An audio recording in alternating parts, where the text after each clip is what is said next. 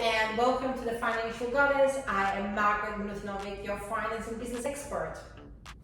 In today's business lesson, I am going to address the biggest BS that exists within the online so-called business coaches and business consultants. In fact, it is so controversial that I'm probably going to cop a bit of a hit below, but honestly, I'm telling you truly from 20 years experience of running businesses, operating multinational organizations at senior executive levels, and also holding international accreditations and master's degrees. So trust me, I know what I'm talking about and why something works and doesn't work. So the biggest myth that exists over there in the great internet world is so-called mentors and business coaches preaching about just price your product based on what you think you are worth.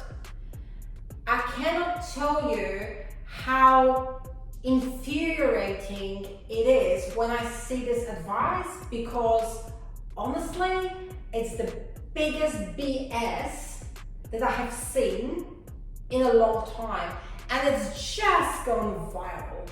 I don't know where it started, I don't know who started it, but it is scary to me how many people buy into this delusion. Now, if you're someone that understands anything about economics or finance or investments, then you understand why I have such a big problem with it, because pricing a product based on what you think you're worth is the biggest ego issue that exists. There are a number of correct ways to price your product, but ego is not your best guide. Let me give you two examples. I have clients, let's say A, and that client is fantastic, absolutely top of the line, expert in what they do and in the line of work. But they are introvert, they are shy, and on a personal level, they have self-esteem issues. That client is charging incredibly low prices for their expertise. Now remember what I said earlier, it's not because of the lack of expertise that they charging those prices, is because they have self-esteem issues. Nothing to do with what their product or their service is actually worth, because it's worth a lot more money to the person that needs their expertise. The client A spent tons of money on their education, on their postgraduate accreditation, on building that experience, so when they sit down with their clients, they save their clients 20 years of failures and of mistakes when they give them solutions to their problems.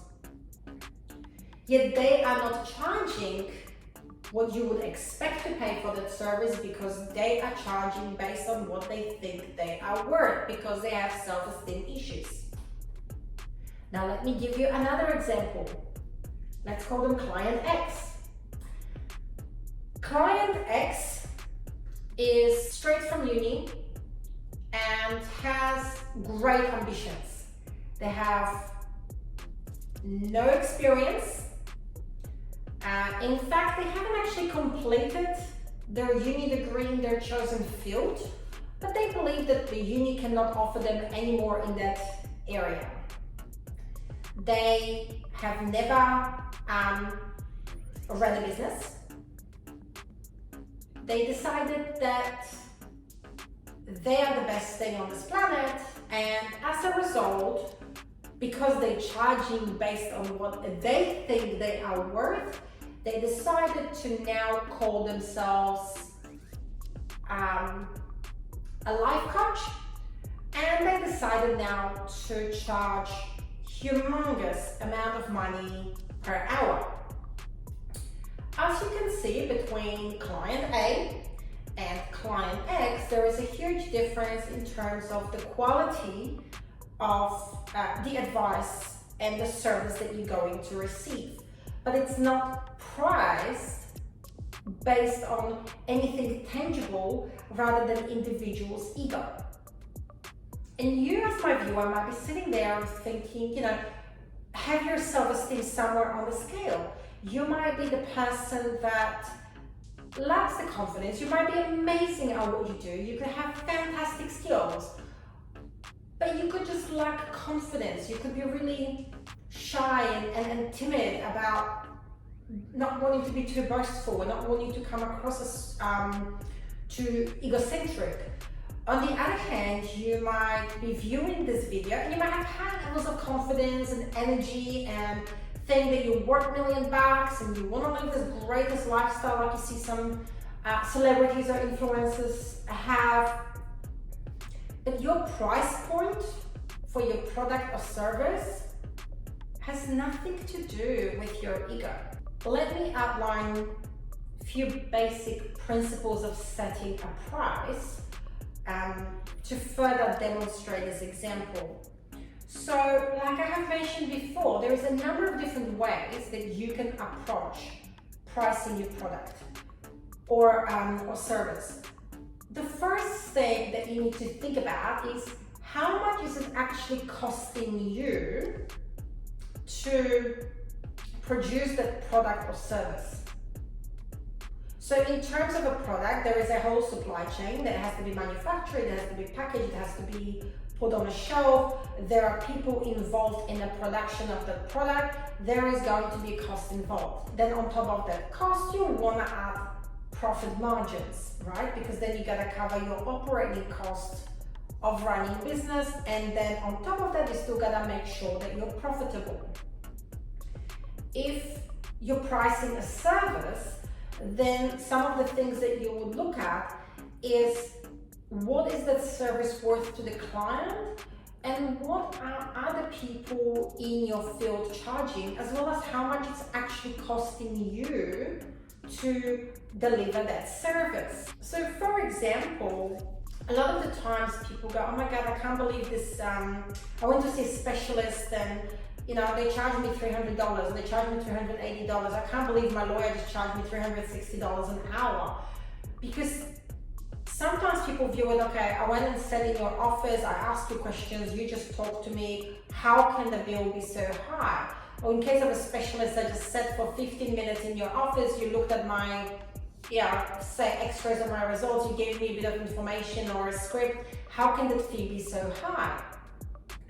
But you're not paying that person necessarily for the time, even though you build in time intervals. What you're paying for is the build up to that moment that made them the expert in their field. What you're paying for is that specialist or that lawyer's education that they had to obtain, the previous experience that they have, their ongoing continued professional education that they have to invest their time and money to make sure that the information that they share with you, the advice that they give you, is based on the latest law applicable to you, or the solution that they give you is based on the latest legislation, on the government guidelines, or the latest medical research. And research takes time, and acquiring the knowledge and continuously staying up to date takes time. In my field, in accounting, I have to do over 120 hours of continual professional education at the very minimum to make sure that I stay on top of my game. That's time and money I need to spend, and sometimes that includes travel interstate or overseas or technical reading. In addition to that, sometimes clients show up with complex situations that require me to do additional technical reading or additional research that I need to do into that particular topic to find the best possible solution, the best possible outcome for them. That's everything that takes place behind the scenes. And so when you're pricing a service, that's what you need to take into the consideration, the total cost of producing those desirable results for your clients. But it certainly is not based on individual ego. It's not based on what you think you're worth. And if you understand economics even just a tiny bit, then you'll understand the dynamics of supply and demand. And there is a point at which, are you offering a product or service that is in high demand, and how much supply, so how many other competitors are also offering that product or service. Let me give you another example. Coming from operating an accounting practice, something that is very basic that everyone does is tax returns. Any accountant, any tax agent will produce them. And so when you look at the supply and demand, the market is saturated with accountants, tax agents doing those tax returns. Then when you look at my niche, which is actually the expertise in international tax law and international business consulting, then you'll see that effectively within my market, as far as I know at the moment, I am the only one within my demographic, within my location. And so automatically, if you're the only expert in a particular field or one of very, very few, and it's a field that is of a high demand, and you have to spend extra time and money to continue maintain your expertise on that level, that price point will be different. But it has nothing to do with what I'm worth. Every service that I provide is priced differently. A bookkeeping service, for example, or an individual tax return service will be priced very differently than business coaching or international tax consultation, or say business restructure, or setup of a company, or a setup of self-managed super fund. Those price points do not reflect my self-worth by any means necessary. My self-worth is static. What they reflect is the complexity of the problem at hand and the skills required to complete the task and the time required to complete the task. And that is the key when you are pricing your product.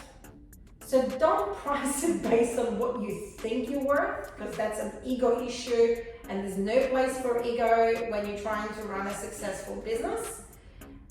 It's by far not the best guide in determining your price point, but use one of the other methods that I have mentioned to make sure that you arrive at the most reasonable price that reflects what you're offering, as well as the supply and the demand for your product or service.